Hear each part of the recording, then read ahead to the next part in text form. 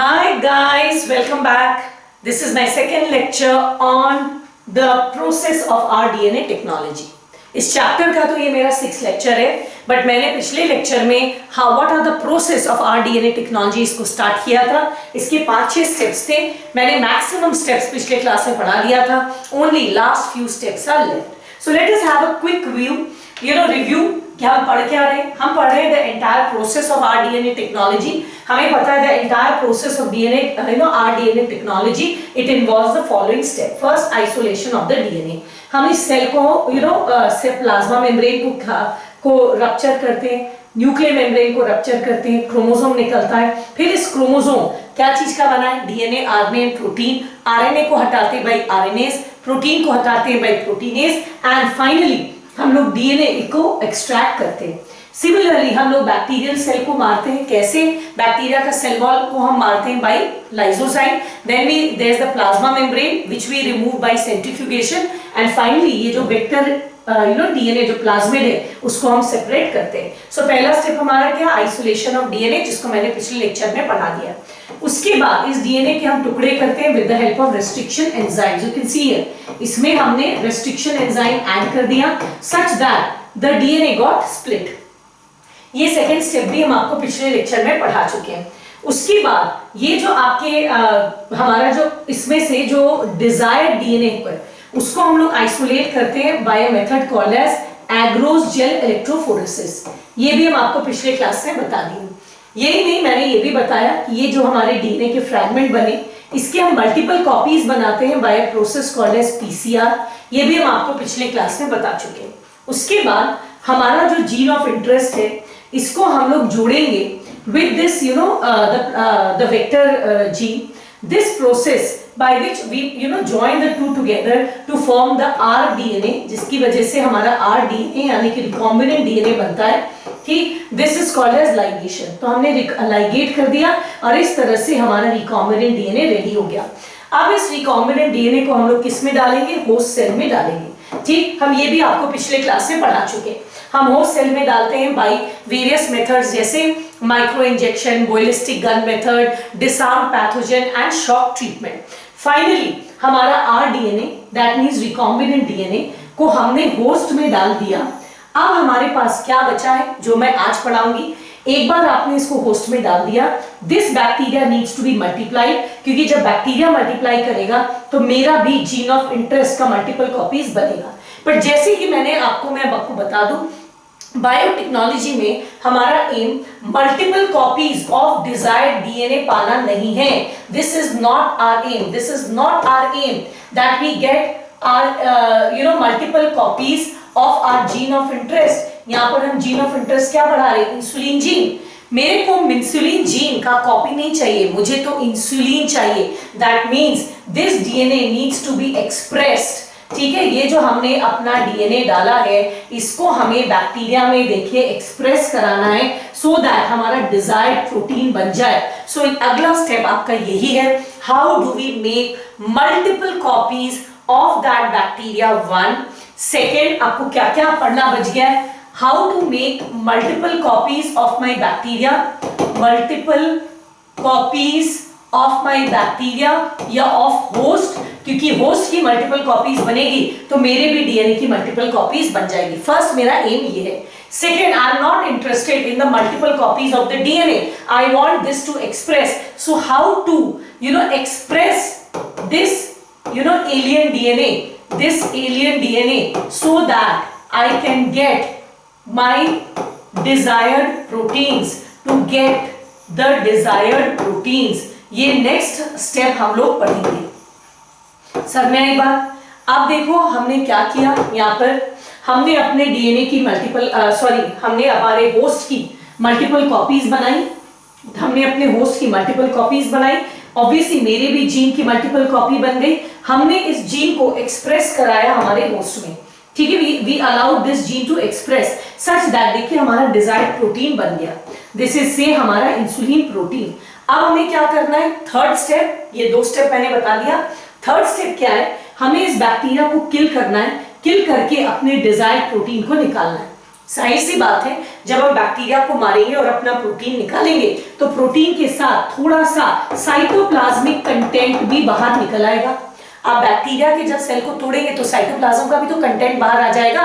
That means this protein needs to be purified, इसको हमें purify करना होगा। So that is the third step जो आज हम आपको पढ़ाएंगे, how it is purified.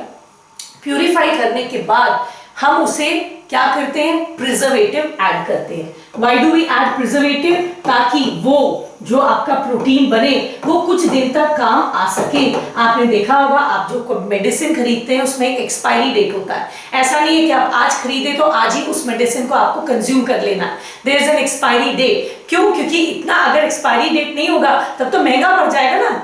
You understand? So I have to put it under preservative. ये आपका फोर्थ स्टेप है। उसके बाद आपने यहाँ पर ह्यूमन जीन का प्रोटीन, इंसुलिन प्रोटीन बैक्टीरिया में बनाया है। कहीं ऐसा तो नहीं है कि भले ही मेरा जीन था पर हमने उसे बनाया बैक्टीरिया में तो मुझ में एलर्जी कर जाए। तो लास्ट आपको यहाँ पर क्या करना पड़ता है, क्लिनिकल ट्रायल्स करना पड़ता है। हम लोग मंकीज एंड अदर एनिमल्स में ट्रायल करते हैं, ठीक है, क्लिनिकल ट्रायल्स, ताकि हम पहले ये जान लेते हैं कि ये जो इंसुलिन बना इसमें कोई एलर्जिक प्रॉपर्टी तो नहीं है। ओनली व्हेन अदर एनिमल्स में क्लिनिकल ट्रायल्स हो जाते हैं, clinical trials, only after that we use it for humans. अभी हम आपको क्या बताएं, आपको पता है अभी कोरोना का वक्त है, आपने सुना होगा अलग अलग कंट्रीज वैक्सीन बना रहे। वैक्सीन बनाने में और उसको ह्यूमन के लिए लॉन्च करने में बहुत वक्त लगता है, क्योंकि बनाने के बाद उसकी क्लिनिकल ट्रायल्स होती है अलग अलग एनिमल्स में, उसके साइड इफेक्ट स्टडी किए जाते हैं, कोई साइड इफेक्ट तो नहीं है। Then only when the clinical trials are successful is it launched in the market for the use by a common man, right. So these are the steps which are left. मैंने बहुत clumsy वे में इन सारे step को लिखा है। सो हमने अभी तक पढ़ा था यहां तक कि we have introduced our recombinant DNA into the host. एक बार हमने होस्ट में कर दिया, now we need to multiply the host.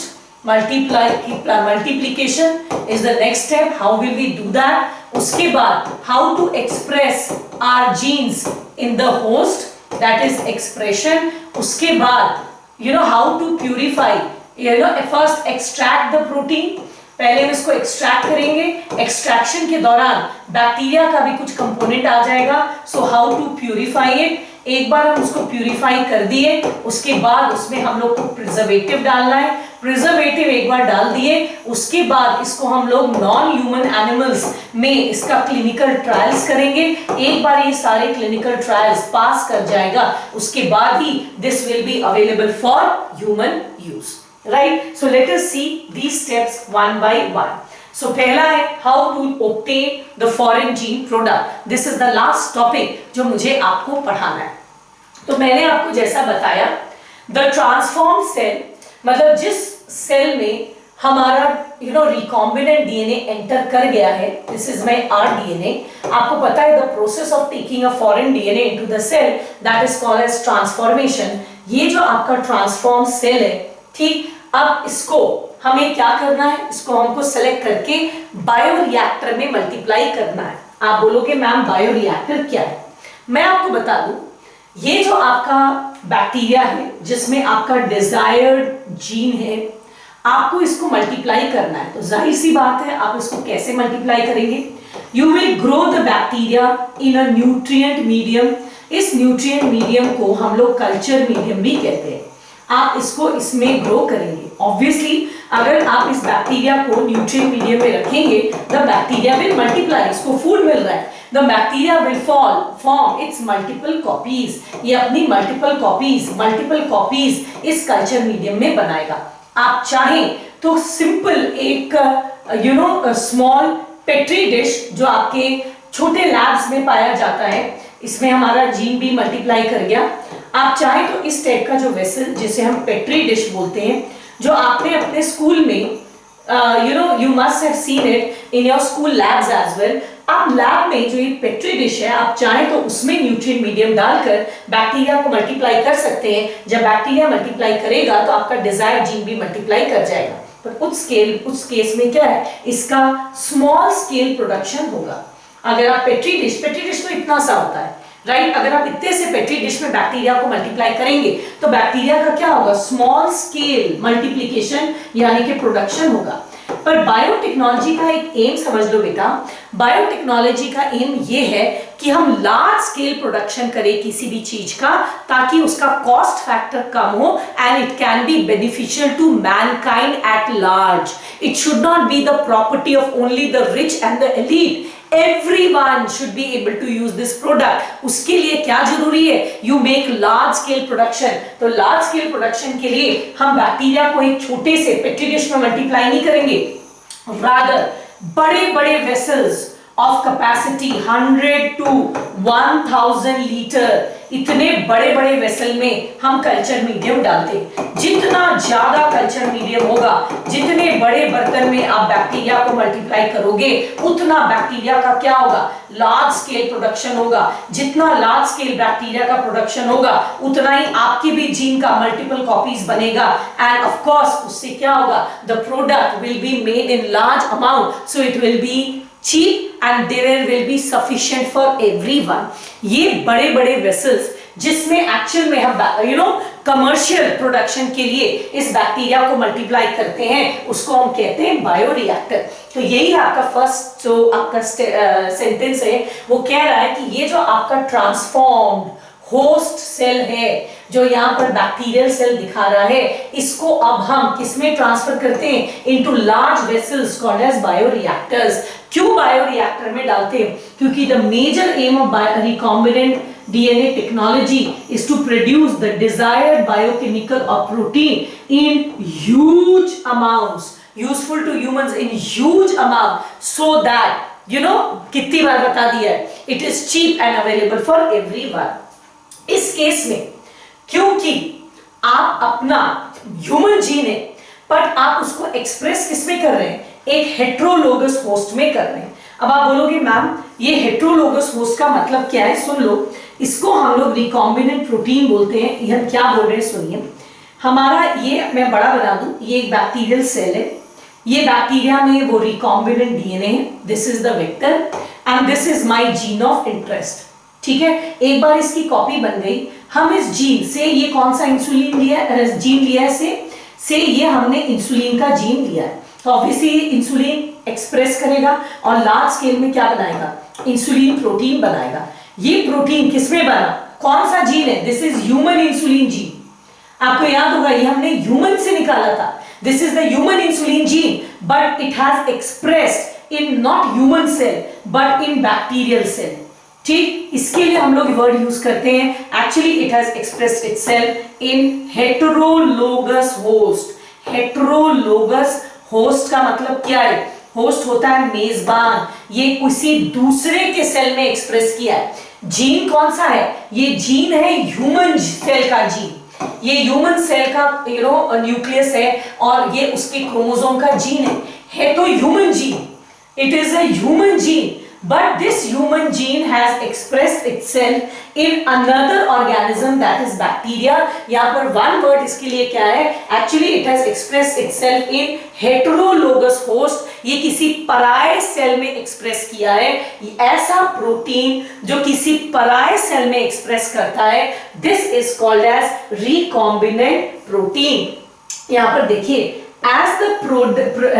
as this protein, यहाँ जिस प्रोटीन की हम बात कर रहे हैं, it is produced through recombinant DNA technology in heterologous host। ये किसी दूसरे ऑर्गेनिज्म के सेल में ह्यूमन जीन एक्सप्रेस कर रहा है। ठीक, इसलिए इस टाइप के प्रोटीन को हम रिकॉम्बिनेंट प्रोटीन कहते हैं। ठीक, ये वेरी इंपॉर्टेंट 1 मार्क का क्वेश्चन है, what is recombinant protein, what is recombinant DNA. ठीक, a DNA which contains the genetic material from 2 different sources, एक तो ये आपका बैक्टीरिया का और एक ह्यूमन का है, such DNA is called as recombinant DNA। and what is a recombinant protein, when a gene expresses itself in a heterologous host, then that protein that is found, that protein is called as recombinant protein, right। तो मैंने अभी आपको क्या बताया, सुन लो, मैंने आपको ये बताया कि हमारा जो ये ट्रांसफॉर्म सेल है, यानी कि होस्ट का सेल है, इसको हम डालते हैं बायोरिएक्टर में ताकि लार्ज स्केल प्रोडक्शन हम कर सकें। यहाँ पर हमारा एम केवल जीन का कॉपी नहीं बनाना है, बल्कि उस जीन को एक्सप्रेस करना इन दिस हेटेरोलोगस होस्ट, क्योंकि यहाँ प्रोटीन हेटेरोलोगस होस्ट पे बन रहा है। इस प्रोटीन को हम लोग कहते हैं रिकॉम्बिनेंट प्रोटीन। ठीक, तो अब आ जाते हैं, मैंने कहा लार्ज वेसल्स में हम लोग करते हैं, those vessels in which the multiplication of DNA and the expression of the recombinant foreign DNA is done. This is called as the bioreactor or fermenter. ये देखिए आपके NCERT में इसका डायग्राम है, इसका डिटेल एक्सप्लेनेशन, इस डायग्राम का detail explanation I will do shortly. तो पहले ये देख लो, हम बैक्टीरियल सेल को मल्टीप्लाई करते हैं in large vessels. These large vessels are called as bioreactor और फर्मेंटर। ये बायोरिएक्टर दो तरह का होता है, एक होता है बैच कल्चर, एक होता है कंटिन्यूअस कल्चर। दो तरह का होता है ये बायोरिएक्टर। ये दो तरह की क्या होते हैं, we will just understand with the help of a diagram and some more examples. सुनिए, कुछ बायोरिएक्टर ऐसे होते हैं जिसमें आपने क्या किया, इसमें आपने न्यूट्रिएंट मीडियम लिया, यू टुक न्यूट्रिएंट मीडियम, इसको मैं NM लिख दूं, आप समझ जाएंगे, this is the nutrient medium. अब इसमें आपने क्या किया, आपने अपना बैक्टीरिया डाल दिया जिसमें रिकॉम्बिनेंट DNA, ठीक है, ये आपने डाल दिया। Now what you want that the bacteria should multiply, of course it will multiply, क्यों, क्योंकि उसको न्यूट्रिएंट मिल रहा है। In presence of nutrient bacteria will multiply large number. Very good, ये आपका लार्ज नंबर में मल्टीप्लाई करेगा, ठीक है। अब बैच कल्चर में क्या होता है, आपने सपोज 1 लीटर न्यूट्रिएंट मीडियम डाला, सपोज मैं बोल रही हूँ 1 लीटर न्यूट्रिएंट मीडियम डाला। ऐसे 1 लीटर तो डालेंगे नहीं, नॉर्मली बायोरिएक्टर का क्या वॉल्यूम होता है, 100 लीटर टू 1000 लीटर कैपेसिटी का होता है। समझ लो 1 लीटर नहीं, समझो इसमें आपने 100 लीटर न्यूट्रिएंट मीडियम डाला, तो आपको पता है 100 लीटर में may be 10 million copies bacteria की बन सकती है। ये सिर्फ समझाने के लिए बोल रहे हैं, ये रियल डेटा नहीं है, सिर्फ 10 मिलियन कॉपीज इस बैक्टीरिया की बन सकती है। तो आपने इसमें डाला, फिर आप वेट करते हैं आराम से घंटे 2 घंटे, जितने देर में ये पूरा बैक्टीरिया मल्टीप्लाई करके ऑलमोस्ट अपनी 10 मिलियन कॉपी ले लेता। एक बार बैक्टीरिया का जितना कॉपी बन सकता था बन गया, उसके बाद हम वेट करते हैं इस बैक्टीरिया में हमारे जीन को एक्सप्रेस करने के लिए। ये हमारा जो जीन है बैक्टीरिया में, इस जीन को हम एक्सप्रेस करने का वेट, कैसे एक्सप्रेस करेगा, ट्रांसलेशन, है ना, आपको जेनेटिक्स से पढ़ाए थे। और ट्रांसलेशन के लिए जितना सामान चाहिए, ठीक, ये सारा सामान बैक्टीरिया प्रोवाइड करेगा, सच दैट यहाँ पर आपका इंसुलिन प्रोटीन आपका बन गया। एक बार बन गया तो हम करते क्या है, अब ये जो हमारा बायोरिएक्टर है इसको पूरा खाली कर देते हैं। खाली करने के बाद एकदम पोंछ पाछ के फिर इसको हम रेडी करते हैं for the next round. Next round के लिए रेडी करते हैं, only little amount of this bacteria is kept in the medium as inoculum. ये देखो हमारा मीडियम है, ठीक, इसको पूरा खाली कर दिए, सिर्फ थोड़ा सा हम इसमें रख दिए। क्यों, क्योंकि अगर हम थोड़ा सा कल्चर मीडियम रख लेंगे तो कल्चर मीडियम में क्या है, बैक्टीरिया, तो एटलीस्ट स्टार्टिंग के लिए आपको 2-4 बैक्टीरिया तो देना होगा ना, तभी ना नए बैक्टीरिया बनेंगे, आपको बैक्टीरिया तो प्रोवाइड करना होगा। तो हम थोड़ा सा ये कल्चर मीडियम, जैसे आप दही जमाते हैं ना, दही जमाते तो क्या करते हैं, सपोज मैंने इतने बड़े बर्तन में दही जमाया, हमने सारा दही निकाल लिया, सिर्फ इतना सा दही छोड़ दिया, ये इनोक्यूलम का काम करता है। क्यों, क्योंकि दही में लैक्टोबैसिलस बैक्टीरिया है, तो जब आप उस बर्तन में दूध डालते हैं, उसको मिलाते हैं, तो वो जो थोड़ा सा आपने दही छोड़ दिया, जो थोड़ा सा बैक्टीरिया छोड़ दिया, वो दूध में मल्टीप्लाई करके फिर पूरे दूध को दही में बदल देता है। तो आप इनोक्यूलम, यानी कि जिसको हिंदी में हम जोरन कहते हैं, ठीक है, हम रखते हैं ना, वैसे हम क्या करते हैं, हम आपको बता रहे हैं, ये बायोरिएक्टर 2 तरह के हैं। One is your batch culture. Batch culture में आप क्या करते हैं, आप बैच में काम करते हैं, यानी कि आपने बायोरिएक्टर लिया, उसमें न्यूट्रिएंट मीडियम डाला, उसमें थोड़ा सा बैक्टीरिया डाला, हम वेट करते हैं ये पूरा मल्टीप्लाई करके बैक्टीरिया अपना कॉपी बनाएगा, फिर ये बैक्टीरिया एक्सप्रेस करेगा हमारे जीन को, उसके बाद हम पूरे को कल्चर मीडियम को साफ करते हैं, फिर वापस उसमें फिर नया कल्चर मीडियम डालते हैं और थोड़ा सा पिछला वाला कल्चर मीडियम को डाल देते हैं ताकि उसका बैक्टीरिया इनोक्यूलम का काम करे। इसको बैच कल्चर बोलते हैं। एग्जांपल से समझो, सपोज मैं बच्चों को ट्यूशन पढ़ाती हूँ, तो दो तरह का ट्यूशन हो सकता है, एक है बैच कल्चर। बैच कल्चर मतलब कि एक बैच के बच्चे आए, समझो 100 बच्चे एक साथ आते हैं, 100 बच्चे आए, उन्होंने पढ़ा, जब 100 बच्चे पढ़कर चले गए तब हम लोग अगले 100 बच्चे को लाएंगे, यानी कि एक बैच में पढ़ा रहे। पहले एक बैच पढ़ाया, फिर रूम खाली किया, पूरा खाली किया। जब एक बार रूम पूरा खाली हो गया तो फिर हमने 100 बच्चों को फिर से बुलाया। That is batch culture. ठीक है, ट्यूशन में भी करते हैं सिमिलरली। यहाँ पर हमने न्यूट्रिएंट मीडियम डाला, बैक्टीरिया को मल्टीप्लाई किया, फिर हमने पूरे बायोरिएक्टर को साफ किया, फिर से न्यूट्रिएंट मीडियम डाला और पूरे प्रोसेस को स्टार्ट किया। This is called as batch culture. अब सेकेंड होता है कंटिन्यूअस कल्चर। कंटिन्यूअस कल्चर में ऐसा नहीं है कि हम वेट करते हैं कि सारा बैक्टीरिया मल्टीप्लाई करेगा, उसके बाद हम सारा न्यूट्रिएंट मीडियम को निकालेंगे, उसको फिर ताजा न्यूट्रिएंट मीडियम डालेंगे और फिर से बैक्टीरिया को मल्टीप्लाई करेंगे। नहीं, यहाँ क्या करते हैं, कंटिन्यूअस में एक नीचे में सैंपलिंग पोर्ट होता है। ठीक है, सैंपलिंग पोर्ट होता है। हम यहाँ क्या करते हैं, हमने कल्चर मीडियम डाला और हम बैक्टीरिया को मल्टीप्लाई करने के लिए छोड़ दिए। अगर थोड़ा बैक्टीरिया भी, ठीक है, नीचे का थोड़ा बैक्टीरिया भी अपने आप को मल्टीप्लाई कर लिया और जीन को एक्सप्रेस करके प्रोटीन बना लिया, तो हम बैक्टीरिया को निकालते जाते और न्यू फ्रेश मीडियम डालते रहते। यानी कि क्या है, कभी भी हम पूरे को खाली नहीं करते। खाली करने में हमें टाइम नहीं वेस्ट होता। हम एक तरफ क्या कर रहे हैं, जो मैच्योर बैक्टीरियल सेल्स को हटा रहे और फ्रेश कल्चर मीडियम डाल रहे, फिर बैक्टीरिया मल्टीप्लाई कर रहा है, अगर थोड़ा भी मल्टीप्लाई कर गया निकाल लिए, फिर उतना मीडियम और डाल दिए। This is called as continuous, क्योंकि यहाँ रुकते नहीं है। बैच वाले में तो रुकना पड़ता है, मल्टीप्लाई कर गया, फिर उसको खाली किए, फिर ताजा डाले, फिर तो टाइम वेस्ट होता है। कंटिन्यूअस, थोड़ा बना निकाले और फ्रेश कल्चर मीडियम ऊपर से डाले, फिर बैक्टीरिया मल्टीप्लाई कर गया, प्रोटीन बना दिया, नीचे से निकल रहा भी है, ऊपर से डल भी रहा है। अब ये कैसा है, ये इसको भी मैं ट्यूशन से समझाऊंगी। समझो मैं होम ट्यूशन लेती हूं और मैं एक बच्चा 8, एक बच्चा 9, एक बच्चे 10 को पढ़ाती हूं। तो मैं देखिए नॉर्मली होम ट्यूशन वाले कैसे पढ़ाते हैं, कंटिन्यूअस कल्चर। क्लास 8 के बच्चे को मैंने 6 बजे बुलाया, ठीक, 6, और मैं ऐसे बता रही हूं, क्लास 8 के बच्चे को मैंने 6 बजे बुलाया। कितने बजे? 6 PM पे बुलाया, ठीक। एंड 9 वाले बच्चे को मैंने 6:30 PM पे बुलाया, ठीक। अब मुझे क्लास 8 के बच्चे को कितने देर तक पढ़ाना है? 6 to 7।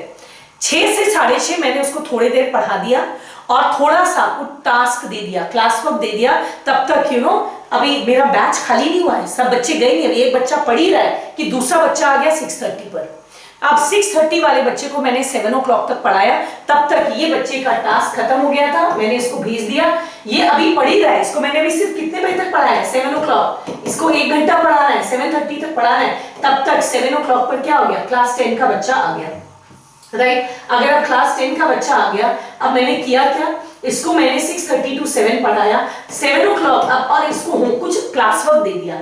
अब ये 7 to 7:30 अपना क्लास वर्क कर रहा है, तब तक मैं इसको आधे घंटे पढ़ा देती हूँ। तो नॉर्मली आपने होम ट्यूशंस में क्या देखा था, अब मैंने तो यही देखा है, एटलीस्ट मेरे सिटी में मैंने यही देखा है, कंटिन्यूअस कल्चर चलता है। मतलब एक बच्चा आया, वो थोड़ा सा पढ़ा, अभी उसकी पढ़ाई पूरी नहीं हुई कि दूसरा आ गया, मैंने इसको कुछ होमवर्क या क्लास वर्क देकर सेट कर दिया, मैंने इसको पढ़ाना स्टार्ट कर दिया, ठीक। तब तक इसका काम हो गया खत्म, ये चला गया। तब तक एक और बच्चा आ गया, मैंने इसको थोड़ा टास्क दे दिया। यानी कि मेरा क्लास कभी पूरा खाली नहीं होता। एक बच्चा आता है, वो अभी काम कर ही रहा है कि दूसरा आता है, फिर एक जाता है, तब तक एक और आ जाता है। यानी कि मेरे क्लास में देयर इज नो क्लीनिंग कि एक बैच जाएगा तब एक बैच आएगा। वैसे ही 2 तरह के बायोरिएक्टर होते हैं। एक बायोरिएक्टर होता है बैच कल्चर, जिसमें आप एक बार डालते हैं मीडियम, मल्टीप्लाई करते हैं, सारा मीडियम निकालते हैं, फिर फ्रेश मीडियम डालते हैं, मल्टीप्लाई करते हैं, दैट्स इन बैचेस। कंटिन्यूअस में क्या है, आपने कल्चर मीडियम डाला, बैक्टीरिया मल्टीप्लाई हो रहा है,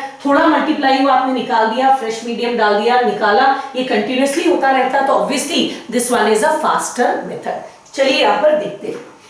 In batch culture system, the transformed recombinant DNA are allowed to grow in large bioreactor till the maximum possible amount has been formed. मैंने कहा ना मैक्सिमम अमाउंट यहाँ क्या है, 10 मिलियन। हम तब तक वेट करेंगे फुल जब तक 10 मिलियन नहीं बन जाए। उसके बाद बायोरिएक्टर को पूरा खाली करते हैं, ये हमने डाला, फिर इसको पूरा निकालते हैं, खाली करते हैं, फिर उसको फ्रेश कल्चर मीडियम से एंड इनोक्युलम से फिलअप करते हैं, ठीक। जबकि कंटिन्यूअस में कल्चर मीडियम में हम क्या करते हैं, जस्ट सी हियर, यहाँ पर there is a regular drainage. देखिए यहाँ से कंटिन्यूअस रेगुलर ड्रेनेज होता है of the medium on one side and यहां से आप एडिशन करते हैं of fresh medium on the other side. Continuous culture medium में the cells are at the physiological most active और एक्सपोनेंशियल फेज या मैक्सिमम एक्सपोनेंशियल फेज, यानी कि एकदम मैक्सिमम एकदम भरपूर स्पीड में बनता है। क्यों? क्योंकि यहाँ प्रोसेस रुकता नहीं है, बनता जा रहा है निकलता जा रहा है, बनता जा रहा है निकलता जा रहा है। As a result it produces larger biomass and higher yield of the desired product. So I hope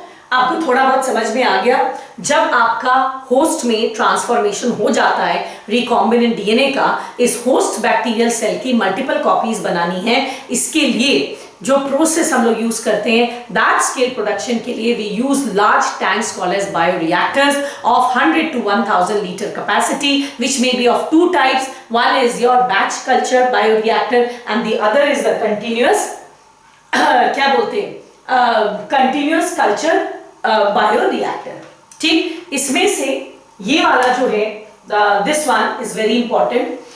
so just look at this, this is a typical bioreactor जिसका एनसीईआरटी में आपका डायग्राम है और जिसकी डिटेल डिस्क्रिप्शन भी आपको पढ़ना है, मतलब exactly what is this bioreactor, how does it look and how does it work.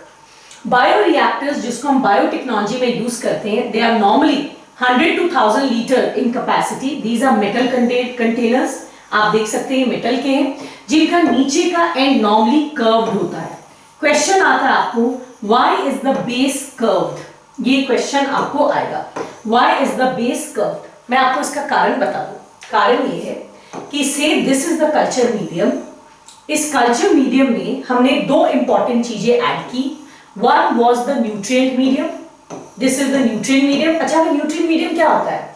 Nutrient medium is water in which all the major nutrients like glucose, amino acids, protein जिसको बोलते हैं, fats, minerals, vitamins and other ions like calcium etc. is added।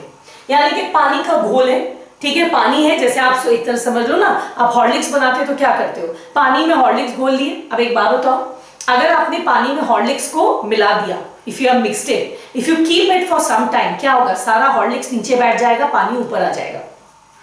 Similarly अगर हमने यहाँ पर culture medium बनाया, हमने बड़ा वेसल क्यों लिया? क्योंकि जितना बड़ा मेरा वेसल होगा उतना ज्यादा बैक्टीरिया मल्टीप्लाई करेगा, है ना, इसलिए हमने बड़ा वेसल लिया। बट अगर हम इस वेसल को छोड़ देते हैं, अच्छा एक इंपॉर्टेंट चीज इसमें क्या है, न्यूट्रिएंट मीडियम, एंड सेकेंड इसका इंपॉर्टेंट चीज है oxygen. You need to supply continuous oxygen over here. Why? Because these bacteria are normally aerobic bacteria. तो ऑक्सीजन की प्रेजेंस में ही ये न्यूट्रिएंट को ब्रेक डाउन करेंगे और उससे जो एनर्जी मिलेगा उससे ये मल्टीप्लाई करेंगे, राइट? अब आपको ये दो चीज देनी है, लेकिन एक प्रॉब्लम क्या है, अगर आप इस कल्चर मीडियम को कुछ देर के लिए छोड़ देंगे, then what will happen? The entire culture medium का जो न्यूट्रिएंट है that will settle at the bottom।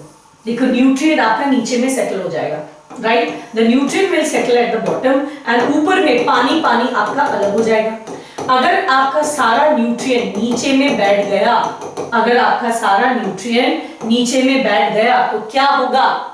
Obviously आपका केवल बैक्टीरिया इसी एरिया में मल्टीप्लाई करेगा, because nutrient is available only here. So bacteria will multiply only in this region, bacteria multiply only in this region. अब इससे होगा क्या? इससे ये होगा इन दिस रीजन, इससे ये होगा कि हमने जो इतना दिमाग लगाकर बड़ा बायोरिएक्टर लिया, इसका कोई फायदा ही नहीं हुआ, क्योंकि इतने जगह तो वेस्ट हो गया। यहाँ तो केवल पानी है जहां बैक्टीरिया मल्टीप्लाई नहीं हो पा रहा। सिमिलरली आपने जो ऑक्सीजन दिया, अगर ऑक्सीजन लिमिटेड एरिया में आपका अवेलेबल होगा तो बैक्टीरिया का ग्रोथ भी क्या होगा, इतना बड़ा वेसल होने के बावजूद रेस्ट्रिक्टेड हो जाएगा। तो हम लोग क्या करते हैं, we do a continuous mixing, ठीक है। हम लोग यहाँ पर हम आपको दिखाएंगे, देखिए यहाँ पर जैसे आपने देखा है ना, वॉशिंग मशीन में एक ऐसे ऐसे ऐसे स्टिरर होता है जो कपड़े को ऐसे ऐसे घुमाते रहता है सेंटर में, वैसे हम लोग यहाँ पे एक स्टिरर यूज करते हैं, ठीक। ये स्टिरर क्या इंश्योर करता है, जैसे आप हॉर्लिक्स में चम्मच को एज अ स्टिरर यूज करते हैं, आप घुमाते रहते हैं, आप जब तक घुमाते रहेंगे तो हॉर्लिक्स क्या है, ऊपर से नीचे यूनिफॉर्मली डिस्ट्रीब्यूटेड होगा। वैसे ही हम यहाँ पर स्टिरर यूज करते हैं जो इस न्यूट्रिएंट मीडियम एंड ऑक्सीजन को यूनिफॉर्मली डिस्ट्रीब्यूट करता है। तो कर्व्ड बेस होने की वजह से इसका सर्कुलेशन आसान हो जाता है। देखो ये कर्व है ना, तो ये न्यूट्रिएंट जो ऊपर से नीचे और नीचे से ऊपर ये बार बार घूम रहा है, या ऑक्सीजन जो घूम रहा है, so curved base allows easy or more efficient mixing of the nutrients and the oxygen throughout the area of this bioreactor. इसीलिए मैंने क्या कहा, नॉर्मली ये बायोरिएक्टर्स क्या होते हैं, these are very very large vessels of about 100 to 1000 liter capacity.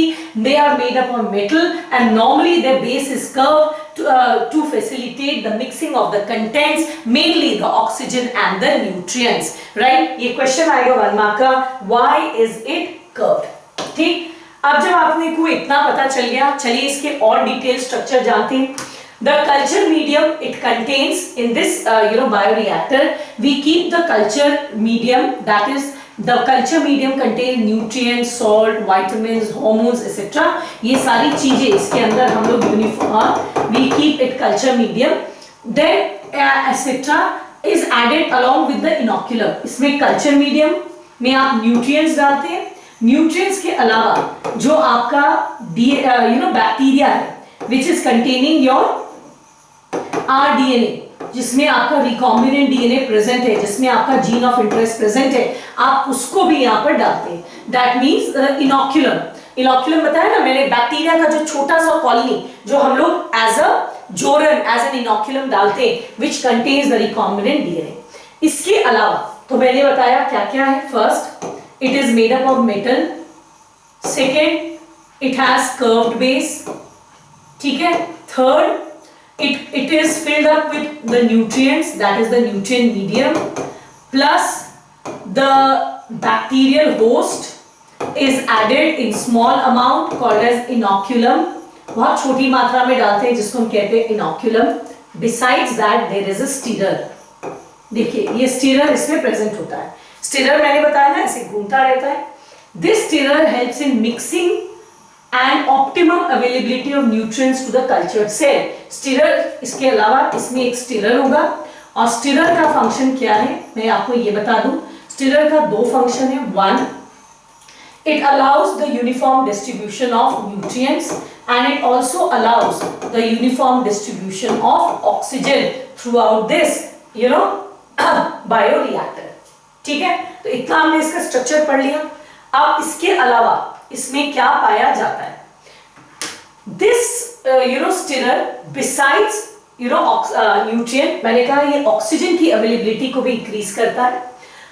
आप यहाँ पर ऑल्टरनेटिवली कंटिन्यूअसली एयर ब्लो भी कर सकते हैं ताकि ऑक्सीजन का रेगुलर सप्लाई रहे. So the air is can be bubbled. भैया एयर को आपको बैक्टीरिया तो यूज कर लेगा.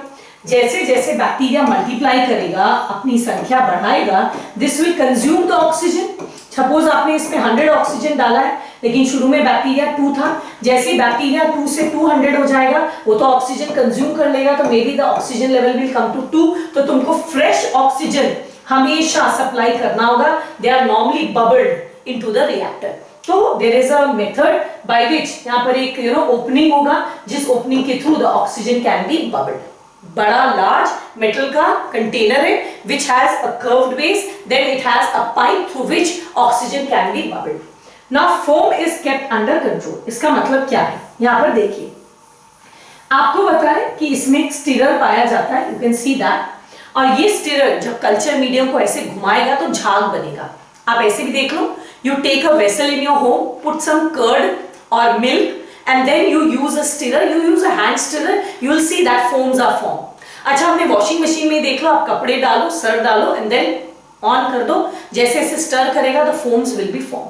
तो ऑब्वियसली ये जो हमारा बायोरिएक्टर है, since it is containing a stirrer, तो स्टिरर के कुछ डिसएडवांटेज भी होते हैं. We are using a stirrer ताकि न्यूट्रिएंट एंड ऑक्सीजन का यूनिफॉर्म डिस्ट्रीब्यूशन हो सके, but this starts producing foams. And ये फोम जो बन जाता है पूरे में, दिस इज फोम बना रहे, this is not the bacteria. ये फोम बैक्टीरियल मल्टीप्लिकेशन से इंटरफियर करता है. It interferes with the this is the shortcut of with the bacterial multiplication. ये बैक्टीरिया को मल्टीप्लाई करने में थोड़ा बाधा का काम करता है. ठीक, multiplication. The bacteria will not multiply as well because of the, ये सपोज आपका बैक्टीरिया है, the foam does not allow to multiply eight its best. तो हम लोग यहाँ पर क्या यूज करते हैं, foam breaker.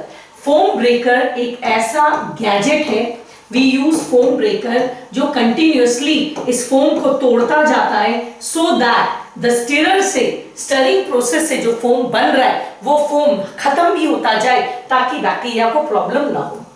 Foam is kept under control with the help of foam breaker. आपकी बुक पे फोम ब्रेकर नहीं लिखा है, मैं आपको बता रही हूँ। इसके अलावा एक और चीज सोचो, अगर आप किसी चीज को कंटिन्यूअसली स्टर करोगे तो क्या होगा, ऑब्वियसली उसका टेम्परेचर बढ़ेगा। खुद देख लो घर पे, आप मिक्सी में दूध डाल दो to make coffee, cold coffee, and then start the mixie. If you continue moving the mixie for a longer time, आप अगर ज्यादा देर स्टर करोगे, द मिक्सी का पॉट गेट्स हॉट। ठीक, ऑब्वियसली आप अगर इसको, स्टिरर को ज्यादा लंबा समय यूज करोगे, जो आपको करना पड़ता है टिल बैक्टीरिया मल्टीप्लाई नहीं कर जाए एट इट्स मैक्सिमम, आपको तो यूज करते रहना पड़ता है। What happens, the temperature of the bioreactor may rise, and अगर आपका टेम्परेचर राइज कर गया तो फिर ये बैक्टीरियल मल्टीप्लिकेशन से इंटरफियर करेगा। क्यों? क्योंकि आपको पता है हाई टेम्परेचर डीनेचर्स द एंजाइम्स। तो ये बैक्टीरिया को मल्टीप्लाई करने के लिए जिन एंजाइम्स की जरूरत है, ये एंजाइम्स इनएक्टिव हो जाएंगे या डीनेचर्ड हो जाएंगे और बैक्टीरिया मल्टीप्लाई नहीं कर पाएगा। उसके लिए हम लोग यहाँ पर क्या करते हैं, हम लोग यहाँ पर in this we add a temperature reader. ठीक, ऐसा एक गैजेट डालते हैं जो हमें टेम्परेचर दिखाते रहता है। ये दिखाते रहेगा कि इस सिस्टम का कितना टेम्परेचर है। जैसे हम लोग देखते हैं कि टेम्परेचर राइज कर रहा है, we take appropriate measures to ensure कि टेम्परेचर एक सर्टेन रेंज से ज्यादा न भागे। So this bioreactor also contains a gadget for reading the temperature. Similarly जब बैक्टीरिया मल्टीप्लाई करेगा, ठीक है, ये तो मैंने फोम ब्रेकर बनाया था, इसको छोड़ दीजिए। अब यहाँ रेड को आ जाओ, दिस इज माय बैक्टीरिया। जब बैक्टीरिया मल्टीप्लाई करेगा तो इसका वेस्ट इस मीडियम में रिलीज होगा। Of course bacteria living organism है ना, इसका वेस्ट इस मीडियम में रिलीज होगा, which will alter the pH of the medium, and जैसे इसका पीएच ऑल्टर हो गया, अगेन वो बैक्टीरिया की मल्टीप्लिकेशन को इंटरफियर करेगा। तो हम लोग यहाँ पर एक पीएच मीटर भी रीडर भी लगाते हैं जो हमें बताता रहता है what is the pH of this culture medium, so that जैसे ही पीएच रेंज से बाहर जाता है, we use appropriate measures to ensure that the pH remains the same, so that the bacterial multiplication can occur at its best. ठीक है, so इसमें gadgets होते हैं to know the temperature and pH, and we make the corrections of the temperature and pH as we require. इसके अलावा यहाँ पर एक सैंपलिंग पोर्ट होता है। क्यों? क्योंकि इस सैंपलिंग पोर्ट में हमको जरूरत क्यों पड़ती है? सैंपलिंग पोर्ट की जरूरत इसलिए पड़ती है क्योंकि हमारा यहाँ पर role, now let me just show it here. मैं इस वाले में दिखा देती हूँ, थोड़ा सा यहाँ मिटा देती हूँ, so that I have this sampling port over here. Sampling port इसलिए हमें चाहिए क्योंकि ये जो बैक्टीरिया है, बैक्टीरिया तो मल्टीप्लाई कर गया, पर मैं बार बार क्या बोल रही हूँ, आई एम नॉट इंटरेस्टेड कि बैक्टीरिया मल्टीप्लाई करे और मेरा जीन भी मल्टीप्लाई करे। ये बैक्टीरिया का जीन है, मेरा जीन है। What I am interested is bacteria मेरे जीन को एक्सप्रेस करके द डिजायर्ड प्रोटीन को बनाए। क्या बैक्टीरिया डिजायर्ड प्रोटीन बना दिया, हमें कैसे पता लगेगा? अंदर में जो बैक्टीरिया है उसमें मेरा डिजायर्ड प्रोटीन बन गया है, बैक्टीरिया का काम हो गया, मुझे कैसे पता लगेगा? हम इस सैंपलिंग पोर्ट से पीरियोडिकली थोड़ा थोड़ा इस कल्चर मीडियम का सैंपल निकालते हैं और सैंपल निकालकर बैक्टीरियल सेल को स्टडी करते हैं। अगर हमने देखा कि जो बैक्टीरियल सेल निकला है उसमें अभी डिजायर्ड प्रोटीन नहीं बना, इसका मतलब क्या है? अभी बैक्टीरियल सेल को थोड़ा देर और छोड़ना पड़ेगा। ठीक, फिर थोड़ी देर के बाद हमने थोड़ा सैंपल निकाला, फिर बैक्टीरियल सेल को स्टडी किया और देखा अरे ये जो प्रोटीन है, ये प्रोटीन आपका बन गया, यानी कि अब ये बैक्टीरियल सेल तैयार है इसको मारकर डिजायर्ड प्रोटीन निकालने के लिए। तब how do we come to know whether the bacteria which is found inside this bioreactor, whether it has actually expressed a gene or not, whether it is ready to be extracted and my protein to be purified। अभी ये वक्त आया है कि नहीं? It is something like this। आप suppose एक कढ़ाई में, ठीक है, आप कुछ पका रहे, so you have to switch off the flame. आपको गैस कब बंद करना है? जब आपका खाना बन गया। तो आप क्या करते हो, एक चम्मच से थोड़ा थोड़ा बीच में टेस्ट करते रहते हो, नहीं अभी थोड़ा कच्चा है, थोड़ी देर और रखना है, नहीं अभी थोड़ा कच्चा है, थोड़ा देर और रखना है, okay now it is fine, then you switch off the flame. That is what we are doing. We will take out little bit, test, नहीं अभी ये बैक्टीरिया कच्चा है, अभी इसमें प्रोटीन नहीं बना, नहीं अभी प्रोटीन, अच्छा हाँ प्रोटीन बन गया, now we can stop the process, extract the bacteria, purify the protein. So now normally it has a sampling port where small volume of the culture can be withdrawn to know the status of the growth of the cell and the concentration of the extractable product, ताकि हम यहाँ पर हमारा जो bacteria है उसका क्या स्थिति है and whether it is extractable or not, the protein, इसको हम जान सके, right? So these are the major parts of a bioreactor. So let me tell you once again, bioreactor is a large vessel, right, of 100 to 1000 liter capacity, made up of metal. It has a curved base, right, which allows easy mixing of nutrients and oxygen. Besides, it has a stirrer. The stirrer does this work of mixing. It is filled up with a medium called as nutrient medium, and we also keep the bacteria in the small amount of bacteria, also called as inoculum, right? This will be called as inoculum. इसके अलावा अगर आप इसका description देखेंगे, then it has a port through which regular supply of oxygen can be done. Then क्योंकि इसमें foam बनता है, so it has a gadget called as foam breaker. Since इसका टेम्परेचर चेंज होता है, so you have a gadget to control the temperature. Since इसका pH alter कर सकता है, so you have a gadget called as pH meter, which will regulate the pH of the system. Besides, on the other end, you have a sampling port which allows you to test whether the bacterial cell is ready for the next step, that is purification and extraction. So the major parts and the function of each of the parts has been well described. Once the bacterial cell is ready, bacteria multiply कर गया है, उसमें मेरा protein express कर गया है, अब हमें क्या करना है, उस बैक्टीरिया को यहाँ निकालना है, बैक्टीरिया को तोड़ना है, राइट? अब हमें बैक्टीरिया को निकालना है क्योंकि उसमें हमारा डिजायर्ड जो जीन था उसने डिजायर्ड प्रोटीन बना दिया। So now we need to extract the bacteria, ठीक, then kill the bacteria, then extract the protein, then extract this protein, bacteria को रप्चर कर देंगे, ये प्रोटीन को एक्सट्रैक्ट करेंगे, इस प्रोटीन के साथ बैक्टीरिया का साइटोप्लाज्मिक कंटेंट भी मिलकर आ जाएगा। So after extracting this protein we will purify it, ठीक है, इसको एकदम साफ करेंगे। प्यूरिफाई करने के बाद इसमें प्रिजर्वेटिव डालेंगे, मैंने कितनी बार आपको बता दिया है, प्रिजर्वेटिव डालने के बाद इसका क्लिनिकल ट्रायल्स करेंगे, ठीक है, एंड क्लिनिकल ट्रायल में अगर सक्सेसफुल हो गया देन इसकी कमर्शियलाइजेशन यानी कि मार्केटिंग करेंगे for human use, right? All these steps, right, from the extraction of the bacteria to killing it, to extracting of the desired protein, to purifying that protein, to preserving it, to clinical trials, इन सारे step को हम कहते हैं downstreaming. So the final step of recombinant DNA technology is your downstreaming. Downstreaming is the process of recovery of the product from the fully grown genetically modified cell. अब जो हमने product को लेते हैं, then you purify it and preserve it. It is carried out when the sampling port shows the completion of the biosynthetic phase. That means the sampling port shows that yes, the bacteria has expressed your protein. ठीक है, your protein has been expressed, formed within those bacterial cell. ठीक, after leaving a part, थोड़ा सा इस culture medium को हम यहीं छोड़ देते हैं क्योंकि ये अगली बार के लिए इनोक्यूलम का काम करेगा। रिमेनिंग को हम बाहर निकालते हैं, अगर ये बैच सिस्टम है तो हम रिमेनिंग को बाहर निकालेंगे, ठीक, इट इज देन यहाँ बैक्टीरिया के सेल को क्रश करेंगे, मार देंगे, ये ऐसे फट जाएगा। जब बैक्टीरिया का सेल क्रश हो जाएगा तो क्या होगा, आपका डिजायर्ड प्रोटीन उसमें से निकल जाएगा, सो दैट, ठीक है, your protein comes out and then this protein, since it will be containing some contamination from the bacteria, now this will be chemically treated to separate the product, ताकि केवल आपका protein इसमें से सेपरेट हो जाए, इसके लिए इसका केमिकल ट्रीटमेंट करेंगे। ठीक है, ये सारा क्या चीज एक्सप्लेन कर रहे हैं, डाउनस्ट्रीमिंग। एक बार वो प्यूरिफाई हो गया, then see we will do clinical trials on other animals. One of the most commonly used animal for clinical trials is your mouse.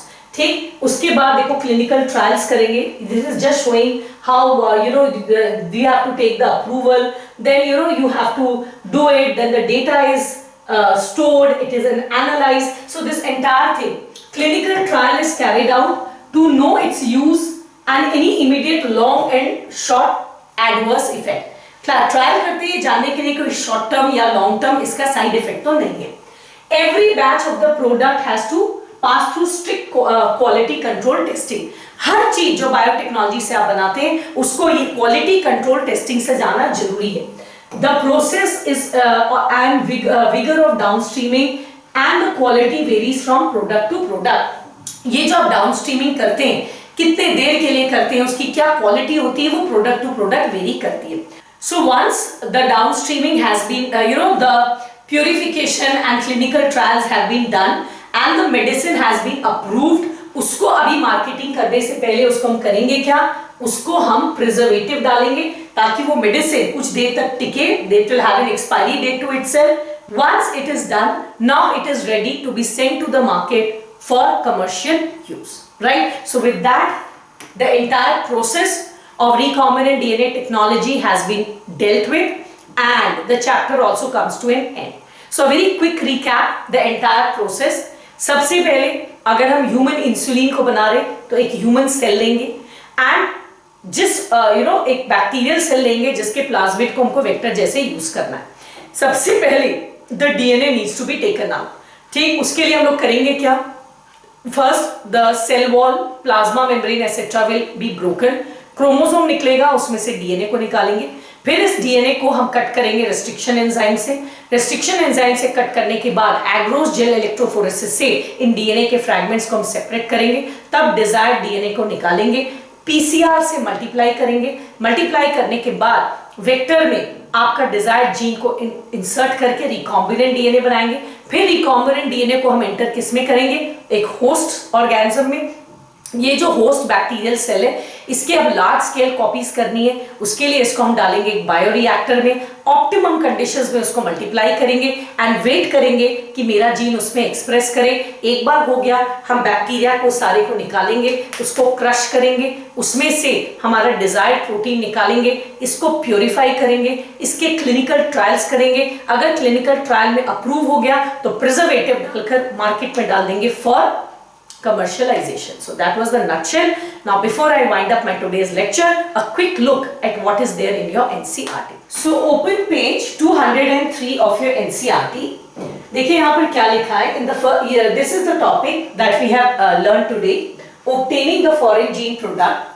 इसमें देखिए क्या लिखा है, when you insert a piece of alien DNA into a cloning vector, जब आप किसी DNA को एक क्लोनिंग वेक्टर में इंसर्ट करते हैं एंड आप उसको फिर ट्रांसफर कर देते हैं either to a bacterial cell और प्लांट सेल और animal cell, that means into the host cell, this alien DNA, ये जो आपका एलियन डीएनए है, that needs to be multiplied here. In almost all recombinant DNA technology, the ultimate aim is to produce the protein. हम मानते हैं हम इस DNA को इसके अंदर डालें, ये मेरा रिकॉम्बिनेंट डीएनए है, ये रिकॉम्बिनेंट डीएनए की मल्टीपल कॉपीज बनेगी, but I am not interested in the multiple copy of the DNA. I am basically interested that my this gene which I have inserted ये अपने आप को express करे, because I am actually interested in the protein which is made from this DNA. ये आपका लिखा है। The foreign gene thus has to get expressed under appropriate condition. The expression of foreign gene it involves many technical details. कह रहा है आपने recombinant DNA बनाया, आपको होस्ट, आपने उसको होस्ट में डाला, the host can be bacterial, plant और एनिमल सेल, वहां पर आपने डीएनए की कॉपी बनाई, but the ultimate aim in biotechnology is not to make multiple copies of the DNA but to ensure that these multiple copies of DNA they express themselves in the form of protein, क्योंकि actually हम इसके express form that means इसके protein में interested हैं।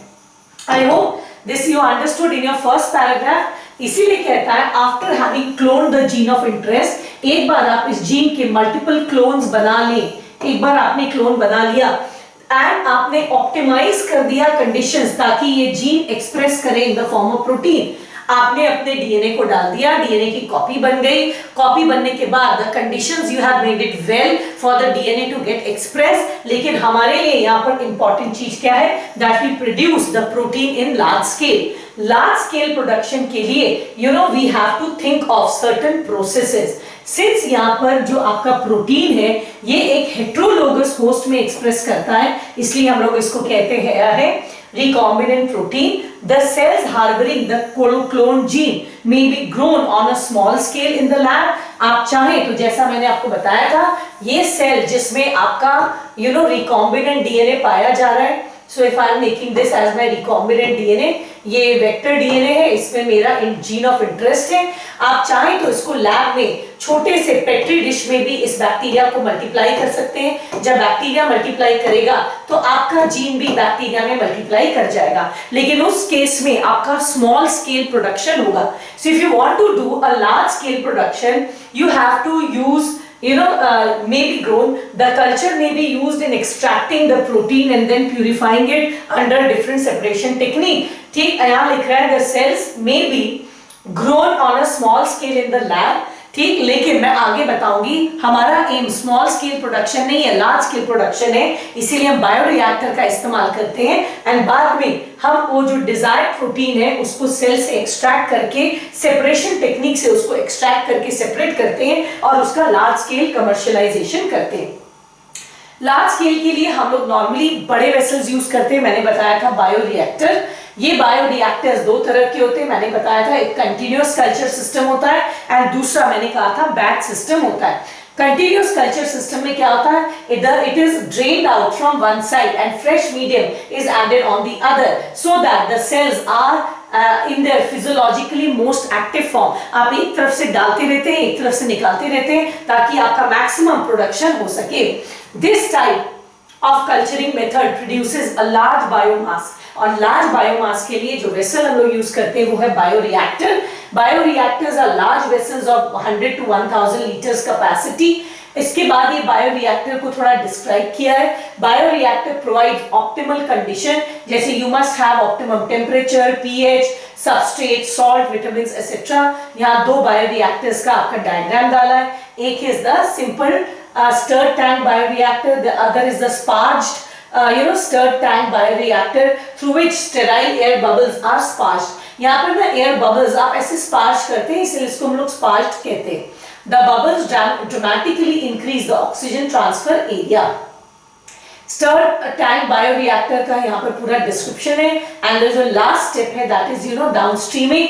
Down after completion of the biosynthetic phase, एक बार आपका protein बन गया, it has to go through a series of processes before it is ready for marketing. इस process includes what, separation from the bacteria को मारकर हम सेपरेट करते हैं, फिर उसको हम लोग प्यूरिफाई करते हैं। ठीक, ये जो हमारा दो स्टेप है that is separation and purification, इन दोनों को मिलाकर हम कहते हैं डाउनस्ट्रीमिंग प्रोसेस। उसके बाद हम उसमें सूटेबल प्रिजर्वेटिव डालते हैं, उसके क्लिनिकल ट्रायल्स करते हैं, only then it is now ready to be sent to the market to be used by common public. Right, so with that the NCERT reading of this last paragraph from this chapter is complete. So with that this topic and the chapter comes to an end. As I always say, if it really helped you, please push that like button, do put your comment, share, subscribe, and if any doubts you can visit the lectures once again. This is very very very important from medical point of view, from board point of view. Now how do I convince you for that? मैं कैसे convince करूं कि ये medical and board के लिए important है? तो मेरा अगला 2 lectures is one. In my next lecture, I will discuss 10 years board question papers from this chapter. And उसके next lecture में I am going to discuss 10 years medical question papers from this chapter. Please do see those 2 videos as well, क्योंकि कोई भी chapter को पढ़ने के बाद सबसे important है ये जानना कि मेरे बोर्ड और मेडिकल के point of view से तैयारी हुई है कि नहीं हुई है। So for that, I make these exclusive videos at the end of every chapter. So in my next video, do follow it, do see it, the past 10 years board papers. इससे पता लग जाएगा क्या questions आता है और कैसे answer लिखा जाता है. उसके बाद मेडिकल का, so you'll know how many questions they come and normally what type of questions they come. उसके बाद ये आपका chapter complete हो जाएगा.